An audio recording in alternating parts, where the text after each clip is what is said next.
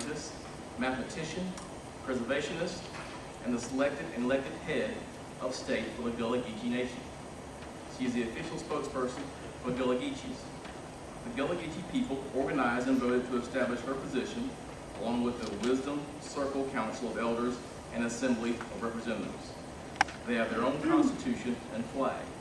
The Gullah Geechee Nation begins in Jacksonville, North Carolina, and extends towards Jacksonville, Florida, encompassing the Sea Islands and the Low Country. The South Carolina General Assembly honored and recognized Queen Quet's leadership via Resolution S. 1458. She is the founder of the Gullah Geechee Sea Island Coalition, the first organization to exist to work to protect the land, culture, and rights of Gullah Geechees, who continue to be forced out of their island and coastal homes due to development and economic pressures. In 1999, she became the first Gullah to speak before the United Nations, giving testimony at an April 1st hearing of the Commission on Human Rights, which was held in Switzerland. She has since been invited to participate in the United Nations Forum on Minority Rights, which was first established in 2008. Queen Quet is also the chair of the Gullah Geechee Cultural Heritage Corridor General Management Plan and the expert commissioner for South Carolina. She is a member of the 15-person commission established by the United States Gullah Geechee Cultural Heritage Act, which was passed by the U.S. Congress. This is a result of the work that Queen Quet had done to inform the world of the need to protect this unique culture. Queen Quet has been given keys to several cities. She also has Queen Quet Day in several states throughout the United States and the Gullah Geechees Nation. Queen Quet served as a consultant for the 2000 Mel Gibson film, The Patriot, which featured several sets on the South Carolina coast of the Gullah Geechee Nation. She has been an advisor to several historic documentaries, including This Far by Faith, The African American Religious Experience, The Rise and Fall of Jim Crow, Slavery and the Making of America, Reconstruction, the Second Civil War, and The Will to Survive, the story of the Gullah Geechee Nation. She also lectures throughout the world. Queen Quet is the founder of a historic presentation troupe entitled The Gullah Connection. She has recorded several CDs and been featured artist for films and film soundtracks. Please stand as we welcome Queen Quet.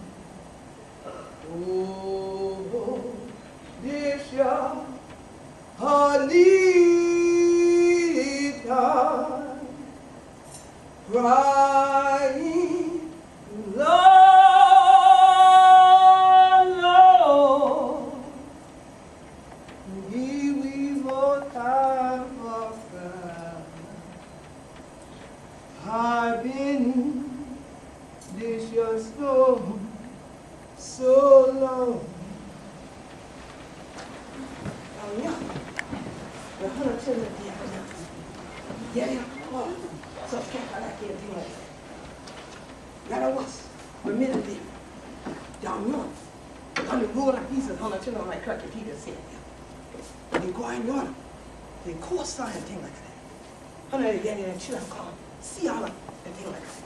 Where was low country. But ain't no such a thing as back a young when we been forced to get you. And that keep we from out to Gullah. And we were able, Mandinka, Balinke, Yuriba, Gullah, Geechee, Mini, Timmy, Ifi, Ibimio, all out of the country. We get you. The Yellow Sea, the East Creek,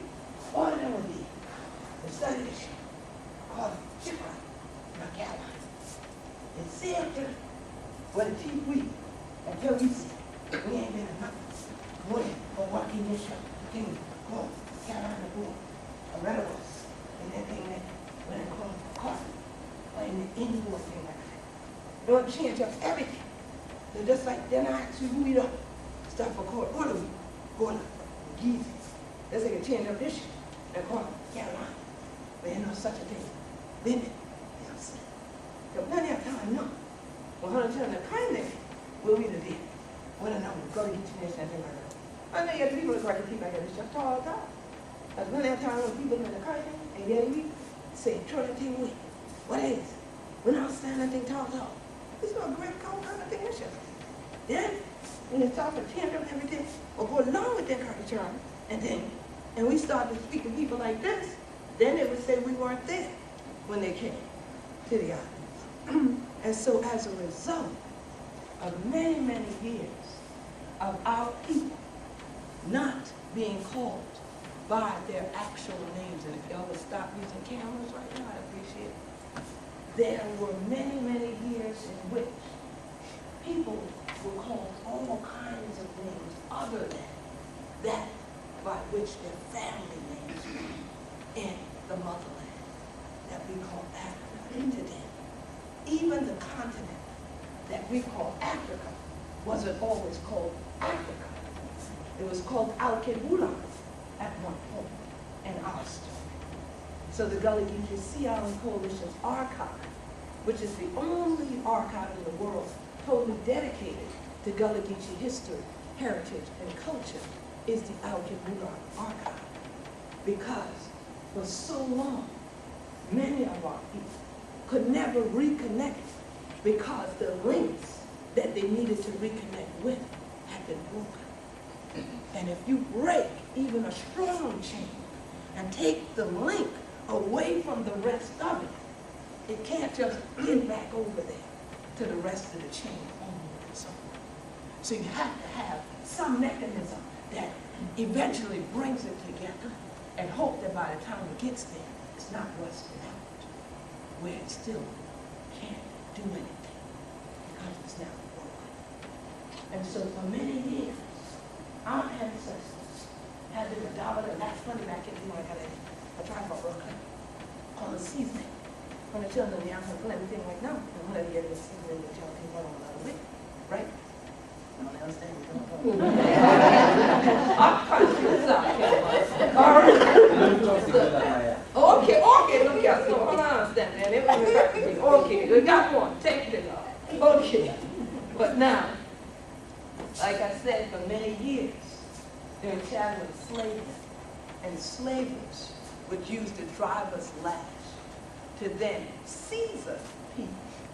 And I said, today you're eating. And so you think of seasoning, but not the way I'm talking about, right? And y'all were like, I don't know. And so that's the thing that many people don't realize, is that process that was called seasoning during chattel enslavement continued to be utilized even in educational systems, and then got deemed corporal punishment. And so for many years, Gullah-speaking people were beaten and told, you will never get anywhere speaking like that. Get rid of it. I had said that in Gullah, but I didn't think y'all got that, so I'm helping y'all. So they told us to throw it away. And essentially, they want us to throw away just who we were, just who God made us to be. But fortunately, we had ancestors that had the wherewithal and motherwit for hold upon who we did. And so that even today, those links that they tried to move away from the chain could eventually have somebody pick them up and bring them back and then make the reconnection, you see. And so many times today, especially throughout the United States, you don't see this image very much, do you? When you do, you stop and pause, right? You wonder, why are those holding hands? What's going on? Right? Oh, somebody must be praying, right? And as soon as they say amen, what happens? Real fast, right? Then get hand sanitized.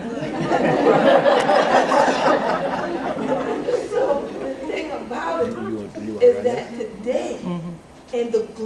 civil society. We need to relink.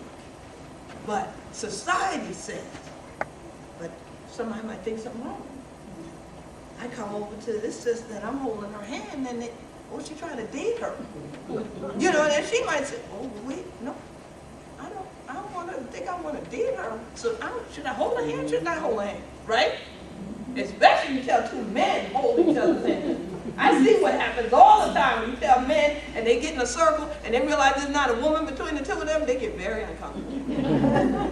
They start easing their hand, they're slower, they get the pinky like this. I don't understand that when they pat each other during sports. I don't know what's going on. But it's so interesting the things that we begin to accept. And so if we are separated from our real central point of connection for too long, then that central point of connection starts to look strange. So when someone says, yes, it's already come, there's something in you that says, okay, but then something else says, right, hesitate. Don't be too sure. So in our community, there is such a value in staying connected all the time that wherever we go, we try to find where all the rest of we did. Yeah, so-and-so said, daughter, they've been going over there for saying, look, your Janice number. Call this your number when you get there. Oh, who this? Look, that is your, look, you know your uncle so-and-so. Yeah, well, see, first wife had a child for it, he married her, and then that your first wife, grandchild went there over there. Well, call him and see how he doing. I ain't even know that person. And you better make that call. But people told us that the way that we keep in touch and we stay linked and that we stay connected was clannish. And again, they tried to break that up. But the fact that we were on islands surrounded completely by water from the 1670s to the 1940s and 50s is when we started getting bridges to many of the sea islands that are part of the Gullah Geechee Nation. And as you already heard, let me see who was listening. The Gullah Geechee Nation starts where now? Jacksonville, North Carolina, goes to. And it encompasses the, and then how far inland? 30 to 35 miles to the St. Johns River. And so anybody outside of that area, like way up here, would tell folks either we were a legend and didn't really exist, or told folks, don't go to them islands. Stay away from them people. That's why some of y'all ain't come, some people ain't come to this workshop. All right.